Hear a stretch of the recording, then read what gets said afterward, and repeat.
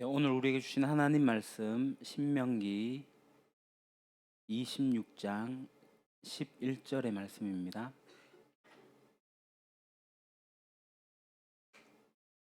신명기 26장 11절. 제가 가진 성경책은 구약 성경 301쪽에 있습니다. 성경책이 없으신 분은 앞에 화면을 보셔도 되겠습니다. 신명기 제26장 11절. 우리 다 같이 한 목소리로 봉독하겠습니다. 내 하나님 여호와께서 너와 내 집에 주신 모든 복으로 말미암아 너는 레위인과 너희 가운데에 거류하는 객과 함께 즐거워할지니라. 아멘. 이 시간 정혜주 자매가 광야를 지나며 특송을 하겠습니다.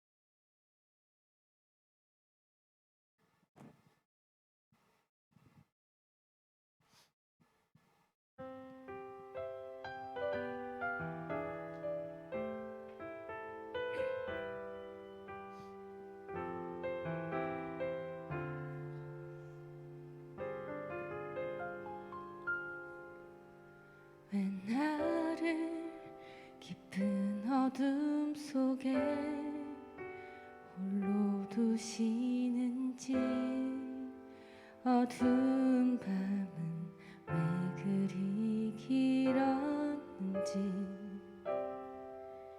나를 고독하게, 나를 낮아지게, 세상 어디도 기댈 곳이 없게 하셨네.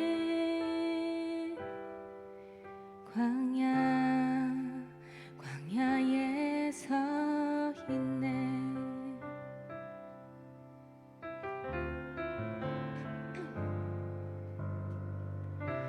주님만 내 도움이 되시고, 주님만 내 빛이 되시는, 주님만 내 친구 되시는 광야.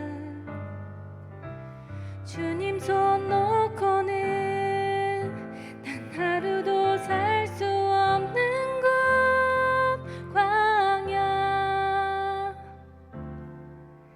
광야에 서 있네.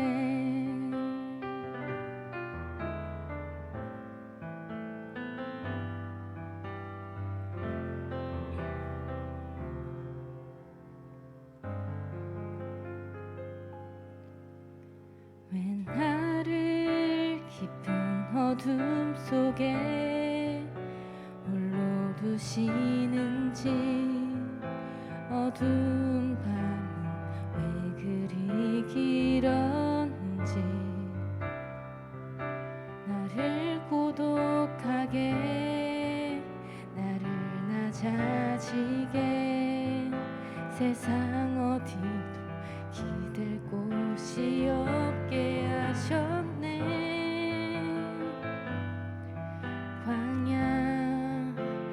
광야에 서 있네.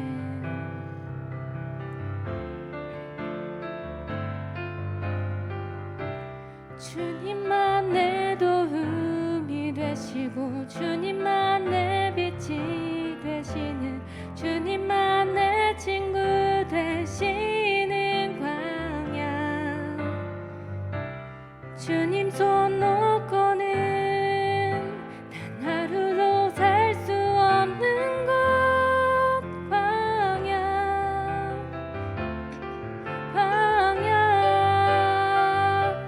주께서 나를 사용하시려, 나를 더 정결케 하시려, 나를 택하여 보내신 그곳 광야.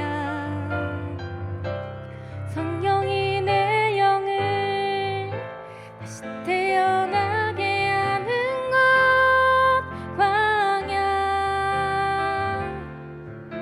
광야에 서 있네.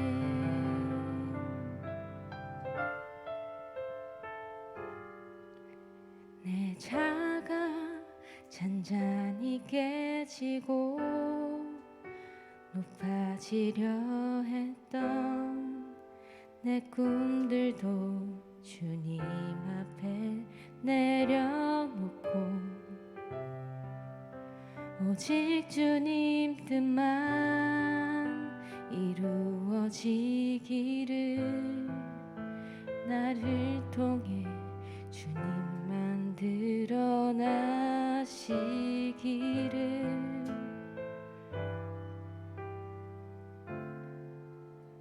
광야를 지나면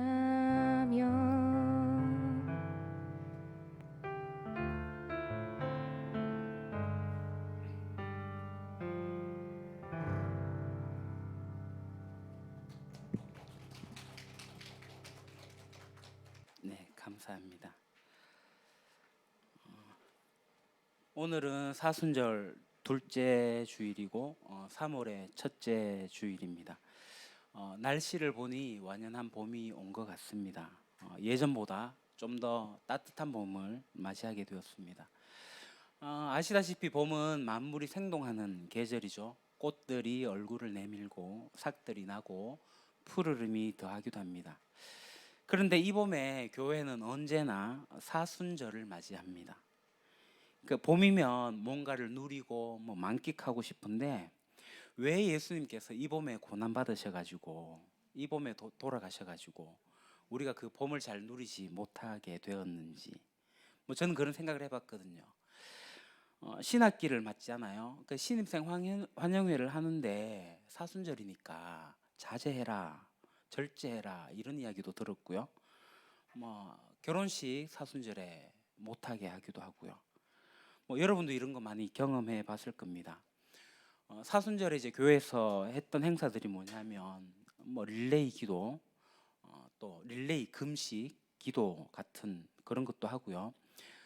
이 사순절 기간에는 왠지 회개해야 될 것 같고 돌아봐야 할 것 같고 같은 게 있어가지고 특별 새벽 기도회도 하고 저희도 성경 필사를 하긴 했지만 성경 필사도 하고 그 절제를 강조해서 TV도 좀 안 보고 고기도 좀 안 먹고 또 유흥을 즐기지 않는 기간, 이런 기간을 사순절로 제가 그렇게 이해를 했었습니다.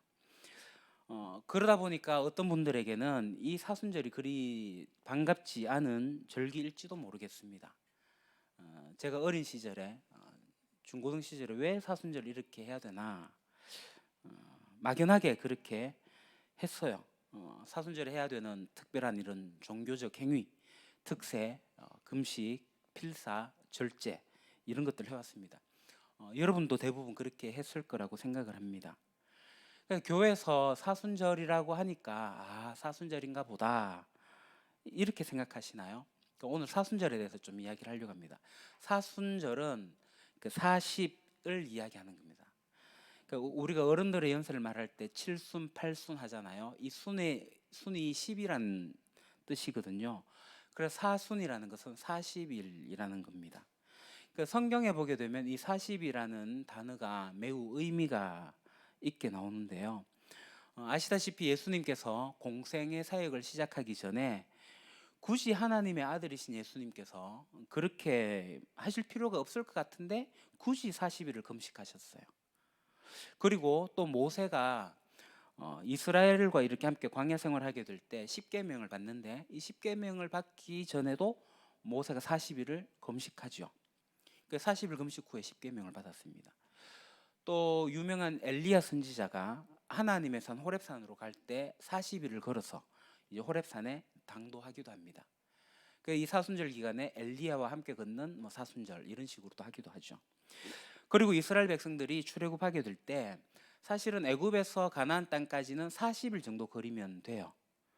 그렇게 도달할 수 있는 길을 이 사람들이 불순종함으로써 하루를 1년으로 잡아가지고 40년 동안 광야 생활을 하게 됩니다. 그 성경의 곳곳에 이렇게 40이라는 단어가 있습니다.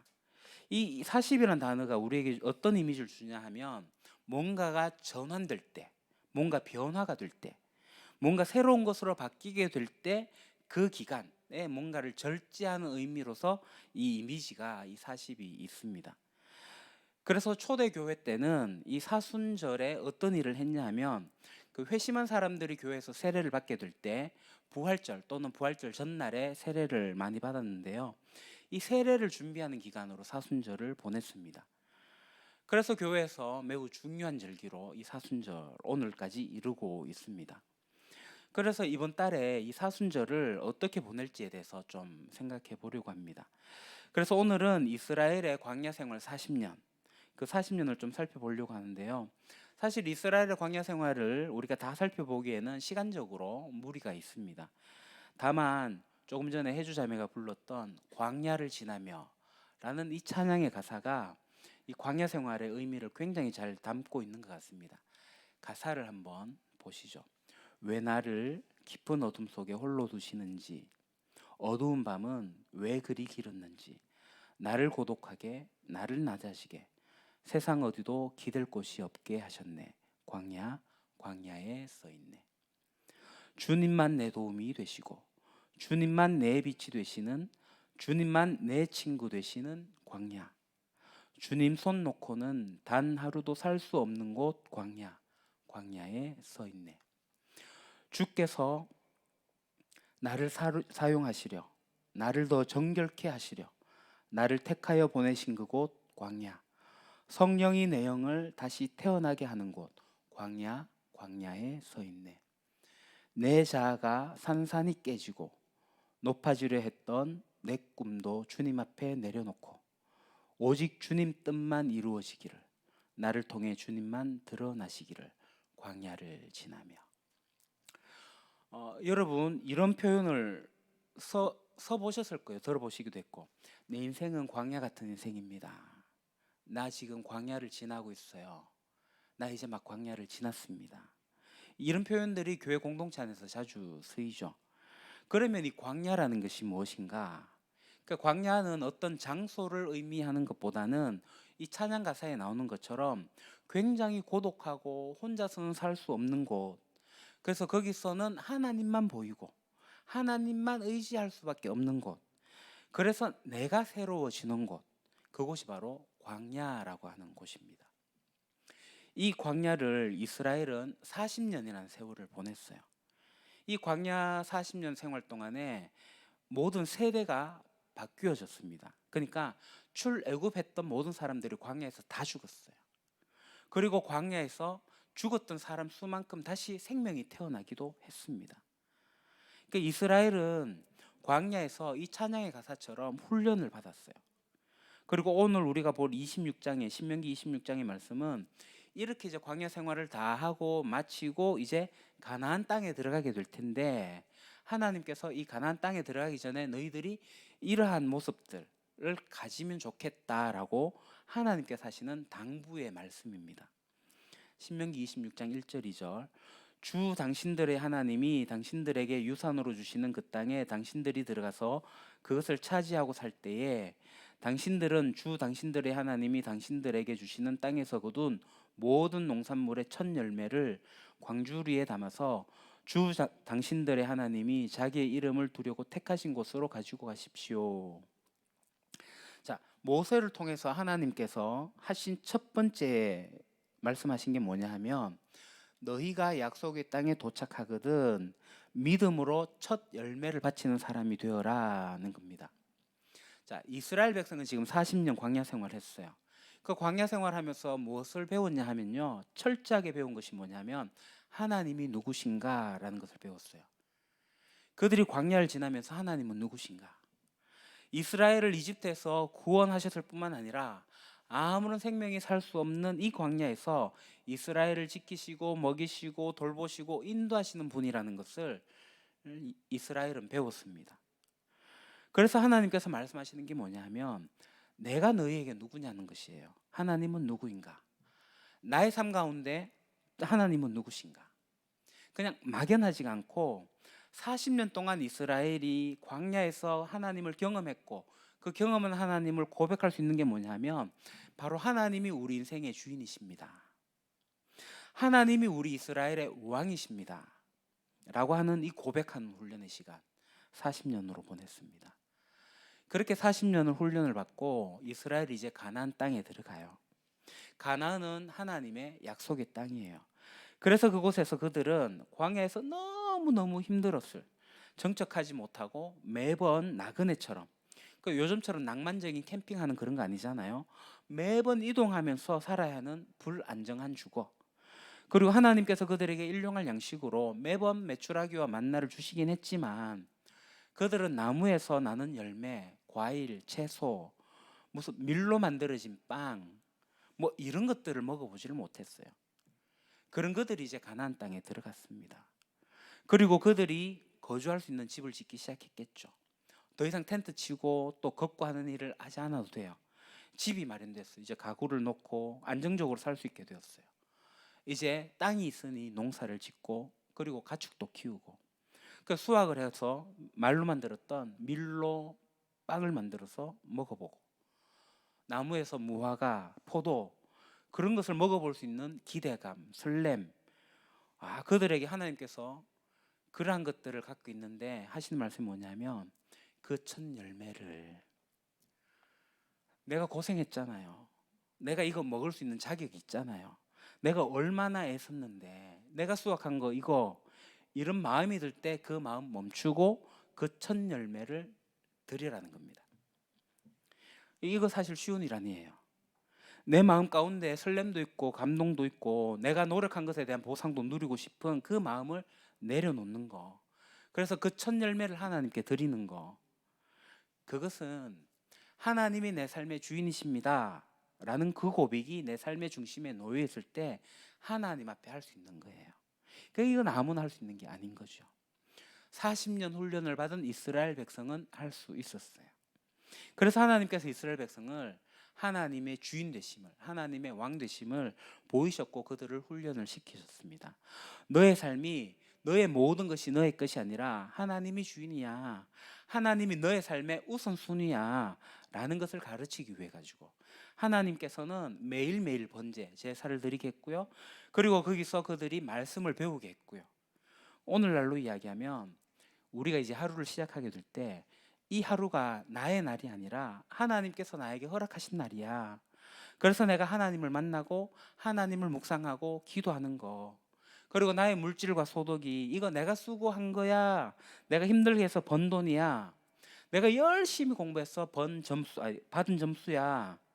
이게 내가 한 나의 거야 라고 하기 전에 하나님 앞에 이 모든 것들이 그럼에도 불구하고 나의 모든 노력과 수고와 애씀이 있었지만 하나님께서 하셨습니다 라고 하는 고백. 그 고백을 할 수 있는 사람들, 하나님께서 이스라엘을 그렇게 40년간 광야에서 훈련하시고 그 고백을 할 수 있는 사람들이 되라고 하나님이 기대하셨다는 거예요. 그래서 하나님이 주인이라면 첫 열매를 가지고 와라는 거였어요. 자, 두 번째, 이런 사람들은, 그러니까 하나님께 첫 열매를 드릴 수 있는 사람들은 어떤 고백을 하냐 하면 자신의 입술로 자신에게 베푸신 하나님의 은혜를 기억하고 고백한다는 것입니다. 26장 4절에서 8절. 제사장이 당신들의 손에서 그 광주를 받아 주 당신들의 하나님의 제단 앞에 놓으면 당신들은 주 당신들의 하나님 앞에서 다음과 같이 아뢰십시오. 내 조상은 떠돌아다니면서 사는 아람 사람으로서 몇 안 되는 사람들을 거느리고 이집트로 내려가서 거기에서 몸부쳐 살면서 거기에서 번성하여 크고 강대한 민족이 되었습니다.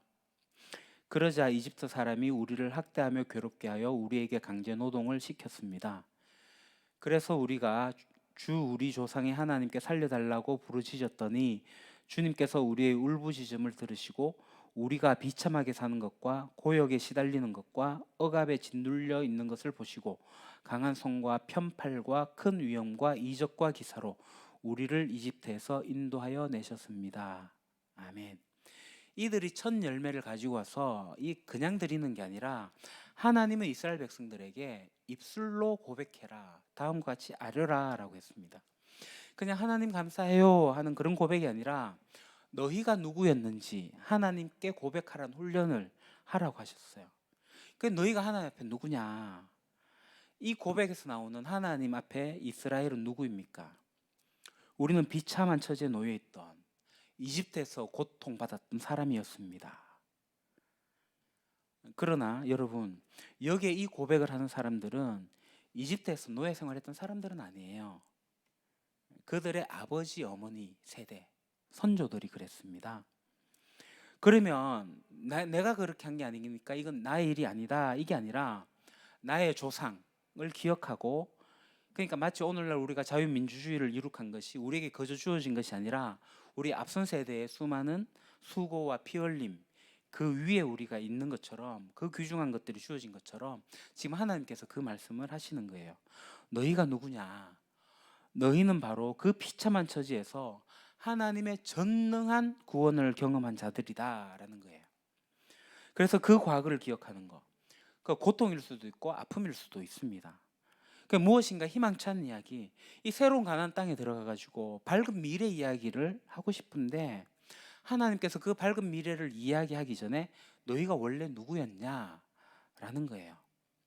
하나님 없던 시절에 너희가 어떠했는지 잊지 말라고 얘기하십니다.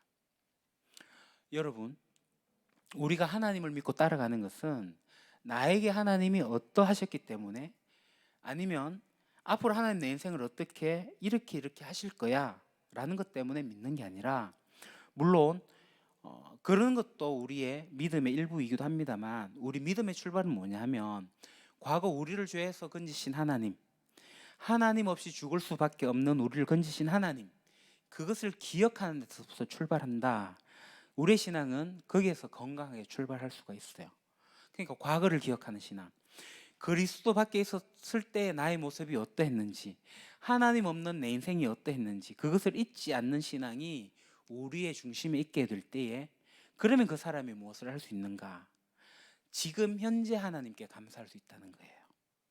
내 현재의 상황, 사정 상관없이 이미 주께서 과거에 나에게 행하신 일, 그것으로 나는 족합니다 하는 그 고백이 나올 수 있다는 거예요.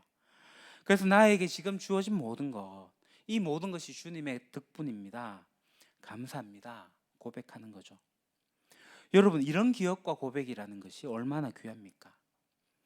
그러니까 우리의 과거를 잊지 않기 위해 가지고 이 사순절 기간에 무엇인가를 기억하고 애쓰고 나의 감사를 하나님께 나누는 거, 그것이 현재 지금 내가 기도하는 것이 막 응답되어 가지고 이루어졌기 때문에 그런 것이 아니라 주님께서 이미 내 안에서 행하신 일들, 십자가에서 내게 행하신 일들을 기억하는 거, 이거 얼마나 귀한지요. 이 사순절 기간에 정치 이야기를 해서 죄송합니다만은 지금 우리 두 개의 당이 당 대표로 좀 이슈가 되고 있습니다. 하나의 당은 벌써 이제 선거에 들어갔죠. 당 대표를 선거하고 있는데 또 다른 당은 당 대표가 불체포 동의안 때문에 또 이슈가 되고 있습니다. 그러니까 우리가 이제 꼭 정치를 이야기해서 그런 게 아니라 누군가를, 사람을 보고 그 사람을 우리가 분별하고 하게 될 때에 유심히 봐야 되는 부분인데, 그게 뭐냐면 그 사람이 지금 하고 있는 말, 앞으로 내가 이렇게 할 거야 하는 희망의 말보다 더 중요한 것이 뭐냐면 그 사람의 과거라는 거예요. 그 사람의 과거가 어땠는지, 그 과거 속에서 지금 현재 어떻게 담아내고 있는지를 보는 게 굉장히 중요합니다. 그 청문회라는 게 그거잖아요. 과거에 그 사람이 했던 모습이 어떠하기 때문에 앞으로도 어떠할 거라는 걸 예측할 수가 있는 거예요. 마찬가지입니다. 교회에서도 지도자를 선출하거나 뽑거나 또 누군가를 하게 될 때 이 사람의 과거가 어땠는지 보는 것은 매우 중요합니다. 물론 그 속에서 회개하고 고침받아서 나가는 과정이 있다면 이 사람은 변화될 요소가 있을 겁니다만은, 그렇지 않다면 여전히 앞으로도 그럴 거라고 우리는 생각해 볼 수가 있습니다. 그래서 과거가 어땠는지를 담아내는 거, 사람을 살펴보는데 매우 중요해요. 그래서 우리가 판단하고 분별하는 것은 그러한 겁니다. 그래서 우리가 오늘 이 말씀 가운데 하나님께서 이제 그런 말씀을 하시는 거예요. 그러니까 우리의 신앙이라는 것은 앞으로 제가 이렇게 할 거예요, 내가 하나님 앞에서 잘 살고 내가 하나님 앞에서 열심히 하겠습니다 라는 이것을 막 남발하는 게 아니라, 내가 우리의 신앙이 균형 있고 건강하게 가져가는 것은 뭐냐면 지난날 하나님께서 하신 일들을 잊지 않고 그 과거들 속에서 하나님이 하신 것들을 내가 지금 다짐하고, 그 과거들 속에서 내가 하나님께 감사하고 그 힘으로 오늘 나를 꾸려나가는 삶, 이것이 중요하다는 거예요. 이해되십니까? 선거 이야기라서 또 죄송합니다만, 나를 뽑아주면 저 이렇게 할게요, 이 희망의 말도 중요하긴 하지만은 과거를 기억하는 것이 더 중요하다는 겁니다. 그것이 오늘 주님께서 말씀하신, 너희가 약속의 땅에 들어가든 앞으로 어떤 것들을 바라보라고 이렇게 하지 아니않고 그 입으로 지난 날의 구원을 고백하라는 거예요. 하나님 은혜를 기억하고 고백하라는 거예요. 그런 사람으로 살아라, 그런 공동체로 살아라고 말씀하고 계십니다. 자, 두 가지예요. 하나님 앞에 첫 열매를 드리면서 하나님 제 인생의 주인입니다 라고 하는 고백, 그 고백에 따라서 하나님께서 나를 비참했던 나를, 하나님 없으면 구원을 몰랐을 나를 정말로 구원해 주신 그 은혜에 감사합니다 라고 고백하는 사람들, 그 고백하는 사람들이 이제 세 번째가 가능하게 되는 게 있는데, 그것이 뭐냐면 물질을 나눌 수가 있게 돼요. 11절 오늘 본문입니다. 레위 사람과 당신들 가운데서 사는 외국 사람과 함께 주 당신들의 하나님이 당신들과 당신들의 집안에 주신 온갖 좋은 것들을 누리십시오. 아멘. 오늘 하나님께서 모세를 통해서 이스라엘에게 당부하신 것이 무엇이냐면, 하나님이 주인이심을 고백하는 삶, 그리고 하나님께서 나를 구원하셨다라는 것을 고백한다면, 이스라엘의 지난 40년 출애굽 기간은 이스라엘이 가장 연약하고 힘없고 약한 존재였을 때 하나님께서 그들을 내버려 두신 것이 아니라 그 약한 자들 곁으로 오셔가지고 그들을 만나주시고 그들을 먹이시고 그들을 살리셨던 그 경험을 했다면, 그것을 받은 너희 어떻게 하라고요? 너희가 이제 나처럼, 하나님처럼 너희 주변에 있는 약한 사람들, 너희 주변에 있는 가난한 사람들, 특별히 여기 왜 레위 사람이 나와요? 레위는 가나안 땅이 자기의 땅이 없습니다. 그들은 성전에서 제사와 관련된 일을 하기 때문에, 그것으로 그들의 삶을 영위했기 때문에 다른 지파들처럼 자기의 땅을 소유할 수가 없었어요. 그래서 그들에게 아무 땅도 없는 그들, 그리고 외국에서 온 다양한 목적의 체류자들이 있을 겁니다. 나그네들, 노동하러 온 사람들, 그들에게 뭐 하라고요? 그들을 착취하거나 아니면 그들이 어렵고 힘든데 그들의 삶에 대해서 모른 체 하거나 모르고 있거나 그런 거 하지 말고, 너희가 좋은 것을 받았다면 나누는 삶이 되라는 거예요. 함께 누리십시오. 하나님이 지금 광야 생활 40년을 마무리하면서 이들을 광야에서 훈련을 시켰어요. 그 훈련을 받은 사람들의 결과, 아, 이 사람들 훈련을 정말 잘 받았구나, 아, 이들이 정말로 하나님이 의도하신 대로 됐구나 하면 어떤 모습이 나온다고요? 첫째, 믿음으로 첫 열매를 하나님께 드릴 수 있는 결단을 하게 된다는 거예요. 둘째, 입술로 하나님의 구원의 은혜를 고백하는, 입술로 고백하는 사람이 될 수 있다는 거예요. 그리고 셋째, 그들의 소유를 가난한 자들과 함께 나눌 수 있는 사람이 된다는 겁니다. 이것이 광야 40년 동안 하나님께서 이스라엘을 먹이시고 입히시고 기르시고 보호하시면서 하나님께서 무엇을 하고 싶으셨는가? 바로 이런 사람들, 주인 되신 하나님의 구원과 인도를 기억하고 첫 열매를 들이며 인색함이 없는 자들이 되어서 가난한 이들과 함께 소유를 누리는 자들, 이 하나님께서 의도하셨다는 겁니다. 사랑하는 유림교회 가족 형제자매 여러분, 우리는 지금 사순절을 보내고 있습니다. 사순절을 보내게 될 때 우리가 무슨 행위를 함으로써 마치 어떤 율법적인 것들을, 무슨 이것을 마치 종교적인 행위의 일을 함으로써 우리가 하나님께 칭찬받는 게 아니라, 이스라엘의 40년 광야 생활을 통해서 살펴봤듯이 우리의 신앙에서 우리가 주님 앞에 갈 때까지 광야의 길을 걸어가는 동안에 소중한 것이 있는데, 그것이 무엇이냐면 의도적으로 이 광야라는 곳에 들어가서 훈련을 하라는 겁니다. 의도적으로 광야로 간다는 거, 뭐 생업을 포기하라 이런 이야기는 아닙니다. 우리의 삶에 새해가 바뀌고 또 계절이 바뀌고 여전히 우리에게 주어진 일상의 일들 속에서 내가 성취하기 위해서 내가 노력하고 내가 애쓰고, 그래서 내가 나의 열매를 거두고자 하게 될 때에 그런 것들 일단 의도적으로 멈춰보라는 거예요. 의도적인 멈춤의 시간, 의도적으로 멈춤의 자리 한번 있어 보라는 겁니다. 그것이 오늘 우리에게 주신 사순절의 의미입니다. 하나님 앞에 서라, 하나님 말씀 앞에 서라는 겁니다. 이 사순절 기간에 여러분 한번 의도적으로 하나님 앞에 멈춰보지 않겠습니까? 그래서 제가 119 만남이라는 시간을 제가 정했습니다. 하루에 한 번 9시, 오전 9시든 밤 9시든 그때 여러분들이 뭔가를 하고 있는 시간이잖아요. 그때 하던 것을 잠시 멈추고, 그리고 그 시간에 하나님의 말씀을 보고 하나님 말씀을 듣고 그 짧은 시간에 하나님을 만나고 기도하는 거, 찬양을 한 곡 불러도 좋고요. 찬양 듣는 것보다 여러분의 입술로 노래하십시오. 말씀도 읽으시고요. 그렇게 하는 것이 나의 삶의 주인은 하나님이십니다. 그리고 저를 인도하고 저를 구원하시는 분은 하나님이십니다. 이런 결단과 고백을 매일 결단하고 매일 훈련하고 그렇게 하나님 앞에서 멈추는 시간들, 그게 우리 몸에 각인이 되는 거예요.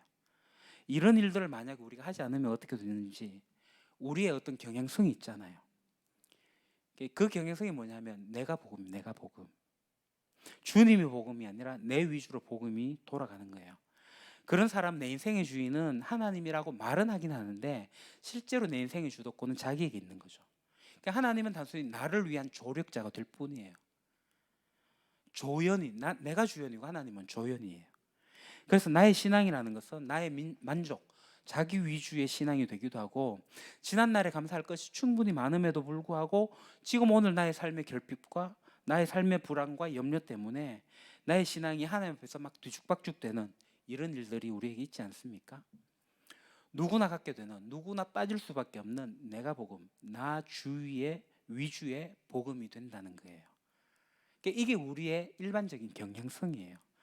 그러니까 이 사순절 기간에 우리가 이 경향성을 아니 말씀 앞에 집중하는, 의도적으로 하나님 앞에 머무는 시간들로 삼으라고 하나님께서 이 사순절 기간을 요청하시는 거예요. 광야를 지나며 마지막 가사가 나를 통해 주님만 드러나시기를. 이 사순절을 보내면서 올 한 해 나의 삶에 일부의 시간을 멈추고 드리는 시간이지만 그 시간 속에서 주님만 드러나길 원합니다. 하나님, 저의 방향과 중심과 기준에 약하고 틀어지고 어그러진 것이 있다면 하나님 앞에서 회복되는 시간들이 되기를 원합니다.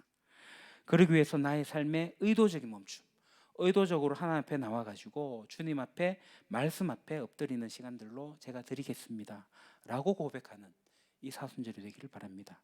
그래서 사순절에 정말 하나님 앞에서 회복될 수 있기를 소망합니다. 이 사순절 기간에 하나님이 중심이 되는 나의 삶에, 우리의 공동체의 삶에 하나님이 중심이 되는, 그래서 우리의 회복이 일어나는 시간이 될 수 있기를, 우리의 의도적인 멈춤이 하나님 앞에 머무르 있기를 원합니다. 기도하겠습니다. 하나님 아버지, 사순절을 보내며 하나님 앞에 머물러 있기를 원합니다. 분주한 현대사회를 사는 삶이긴 하지만 내가 중심되어서 나의 삶을 내가 이끌고 가는 것이 아니라 하나님이 중심이 되어서 하나님께서 이끌어 가시기를 원하기에 의도적으로 하나님 앞에 멈춰 서기를 소망합니다. 이스라엘 백성이 하나님의 주인 되심을 고백하고 하나님의 구원하심을 입술로 고백하고, 그래서 자기가 가진 것들로 가난한 이들과 함께 나누는 삶을 살았듯, 오늘 우리들이 하나님 앞에 멈춤으로써 하나님을 고백함으로, 감사함으로 내가 가진 것으로 나누기를 원합니다. 예수님의 이름으로 기도합니다. 아멘.